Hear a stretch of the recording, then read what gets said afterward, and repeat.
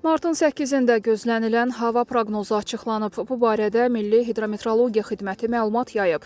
Bildirilib ki, Bakıda və Abşeron yarımadasında hava şəraitinin dəyişkən buludlu olacağı, arabir tutulacağı, əsasən yağmursuz keçəcəyi gözlənilir. Lakin səhər bəzi yerlərdə çiskinli, gecəyə doğru isə yağıntılı olacağı ehtimalı var. Şimal-şərq küləyi əsəcək. Havanın temperaturu gecə 3-5, gündüz 6-9 dərəcə isti olacaq. Azərbaycanın rayonlarında bəzi yerlərdə arabir yağıntılı olacağı, dağlıq ərazilərdə qar yağacağı gözlənilir. Ayrı-ayrı yerlərdə intensiv olacağı ehtimalı var. Gecə və səhər bəzi yerlərdə duman olacaq, mülayim qərb küləyi əsəcək.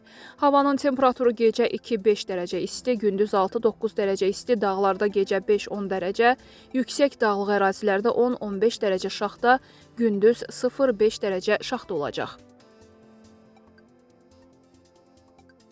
Əmək və Əhalinin Sosial Müdafiəsi Nazirliyinin tabeliyində fəaliyyət göstərən Sosial Xidmətlər Agentliyində yeni kadr təyinatı həyata keçirilib. Tünzalə Müslüm qızı Verdiyeva Sosial Xidmətlər Agentliyinin müşaviri təyin edilib. Qeyd edək ki, bundan öncə Tünzalə Verdiyeva agentliyin strukturunda fəaliyyət göstərən səyyar və yarımstasionar sosial xidmətlərin təşkili departamentinin müdiri vəzifəsində çalışıb.